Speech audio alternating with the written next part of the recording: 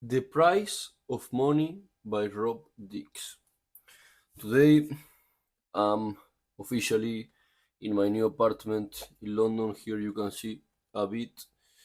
I'm moving here. Well, I moved with one of my best friends from Malta. He's called Sean. Sean. He's the guy from the first two videos, so I'm very happy for it. Today we will be talking about how to prosper in a financial world that's rigged against you. So firstly I want to ask you a rhetorical question. Did you know that the pound has lost 99% of its value over the last 100 years? How did it happen? Did you know that the banks can never run out of money to lend? Why? You will see now. We will be talking about a lot of basic information from the financial world that you should know and be aware of it. Firstly, we will talk about what is money, what is the currency we are using, why, what could be other substitutes in the short or long term future. Then, why prices go up, why money is broken, a world built on debt, what is debt, is it real or not, people being addicted to money, but what is money? We will be looking and talking about very important and very must know stuff from the financial world. Every time I ask when I'm with a group of people, friends, friends of friends, even maybe random people that I meet, and I'm having a normal conversation, I ask them this question: how is money created in the economy? And can you believe that 99%, for now, the only person that was able to answer me this question was my dad. But the rest of the people don't know the answer to it. And then people they ask themselves, why our country isn't operating efficiently? Why we have these politicians? Why people is voting for these candidates? They don't even know the basic stuff of how an economy works. Me neither, but at least I try to understand. Then they ask themselves, why I don't have money, why I have such a bad financial life, why always I lose my money when I invest, I don't know when to get money, when to so many questions. So I will be talking about some, for me, relevant and important stuff to know 100% to understand how things work. So, what is money? Let's start.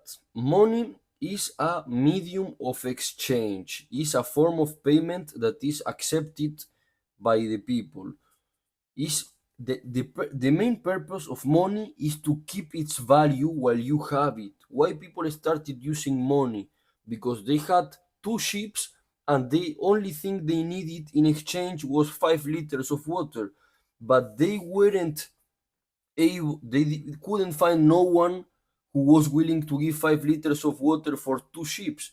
So they give two ships to someone else who was willing to give them 1 penny or 1 pound of silver, which was equivalent to 1 coin, and then he could keep the coin till he finds someone else that is willing to sell 5 liters of water for a certain amount of silver or gold or whatever. The coin itself, the value, the purpose is to keep value in the middle of transactions. This is the main purpose. So there's a way to keep track of how much something is worth, and this is called unit of account by stating basically the price: €1, €2, €3.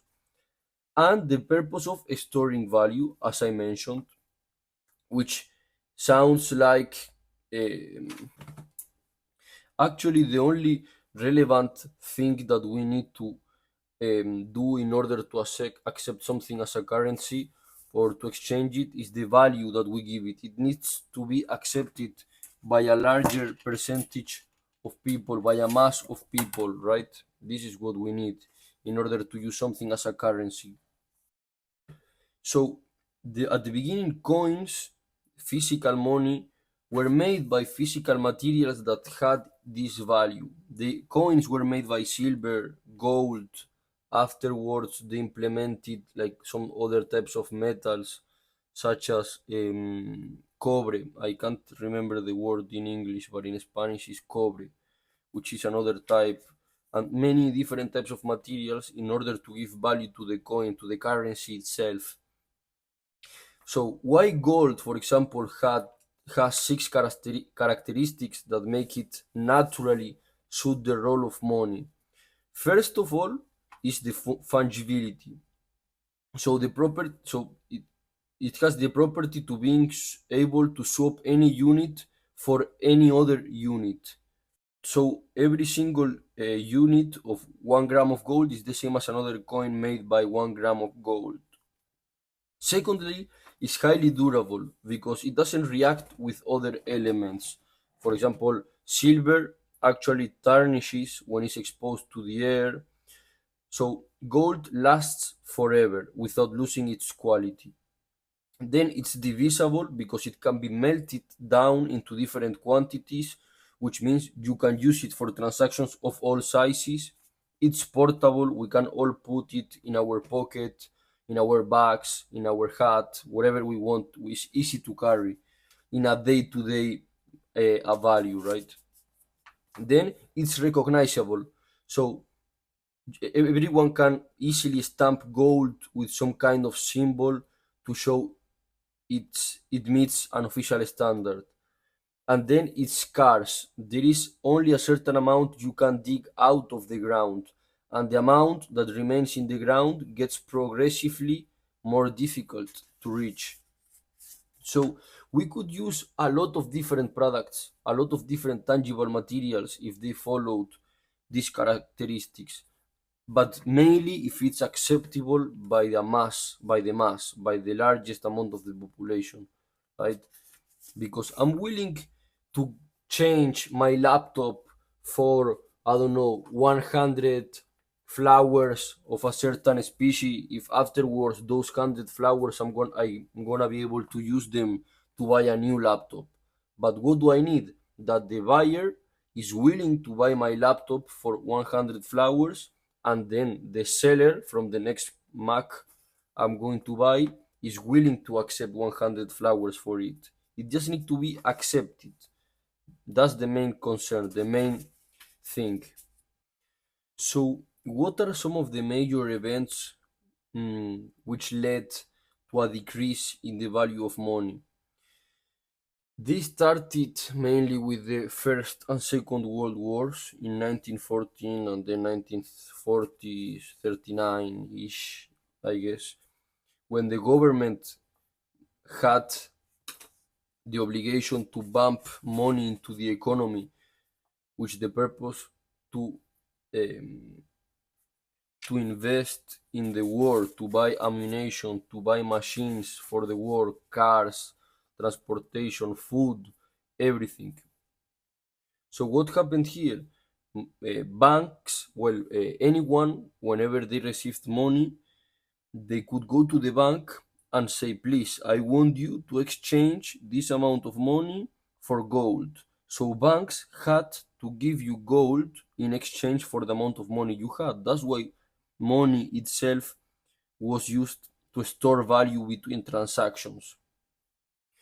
But after these wars, the European governments invested so much money on the wars and gold, selling gold to other countries, that afterwards they didn't have enough money to exchange for the money being asked.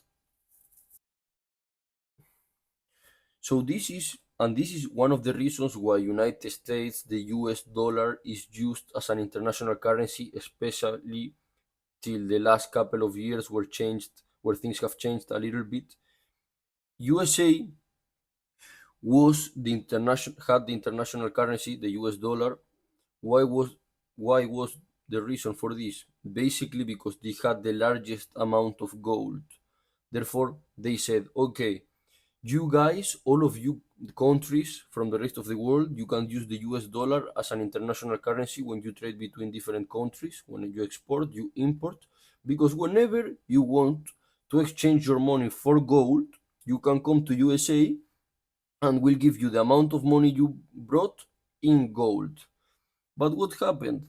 Afterwards, USA, like always, enjoys, I'm not saying this is bad or good, nothing, but always they enjoy entering into wars. So what happened? They went, I think, to Taiwan, I'm not sure, but they entered in multiple wars across the world.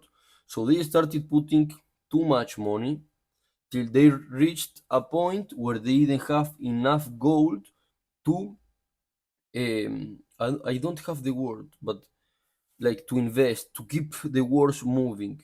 Therefore, they weren't able anymore to provide the opportunity to other countries to bring money and exchange it for gold. So, since 1971, USA said, we are not giving gold anymore. We don't have any more gold, as in a large amount to exchange it for. Imagine maybe China comes with $2 billion, $3 billion, and they say, I want this in gold. USA doesn't have this amount anymore, or not enough for all the different countries that might be willing to do the exchange. So since 1971, money is not worth anything. It's just accepted by the population, but it's not. It has no value. The tangible product itself. And now, actually, I'm reading a really good book called Cloud Money. It's not here, but it's about the war on cash and the new digital world we're entering. And I think this might be led with this that happened in 1971. I don't know exactly why yet. I will say on one of the next videos because I have different books I'm reading. I'm reading this one too now. And actually, the landlord from my new apartment gave me this new book, which I want to really read as well, which seems super good, which is the decision book 50 models for strategic thinking. It looks super good, to be honest. But yeah, on the following videos, I will talk about this transition between cash to the digital world. But yeah, how does or how does the money enters into the economy? Hmm? Do you guys know? How does the money enter into the economy? You know or not?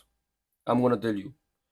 Basically, commercial banks such as Santander, BBVA in Spain, maybe HSBC, all of these banks around the world, commercial banks working with clients, whenever they lend out money, they give a loan, they are creating money. But if the client is not giving back the money, the bank will need to pay. Okay? But what is the purpose? What is the role of the central bank along the commercial banks? They basically set up the interest rates. So whenever they want to put more money to the economy, they deflate the interest rates. Whenever they want to reduce the amount of loans that are borrowed, they increase the interest rates. And as well, by the demand that banks are having, they are able to control a bit how much money is needed to put into the economy. This is, of course, super simplistic. There are a lot of factors and ratios and things that they use, but this is something basic for you to understand. But whenever you go to the bank and say, please, I want 100k euros, okay, here you have Valentino, pom. They've just injected 100k euros into the economy. But bear in mind that there are businesses that they ask $3 million in loans or more, or 40 or 50, depending what the company is about. But why they permit and they work in this way? Why this is the system? Because if they say, okay, these are our national companies, these are the powerful companies. We, if they need money to do this and this, is like it has a good reason, right? Like people need the money. Why? Because this will create more jobs, blah blah blah. At the end, what they want is to increase GDP, because it's the way that they measure inflation and deflation, right? How much products are produced. Okay, and just in case you don't know, deflation, or no, sorry, like a recession, basically is when for two consecutive quarters of a year GDP is decreasing. You know what I'm saying? So this is some basic information. This book is really good.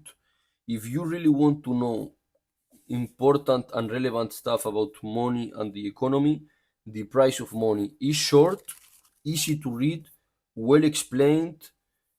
I think this is one of the best books I've read this year. It's super good and it has a lot of relevant information, not even 200 pages. Super good, super good, super good. Rob Dix is the author. Respects. Nice book. So yeah, guys, these following weeks I will bring you nice books. I still don't know which ones, but every week we're coming with more. We're coming with more, bro. You know what I'm saying? See you soon, guys.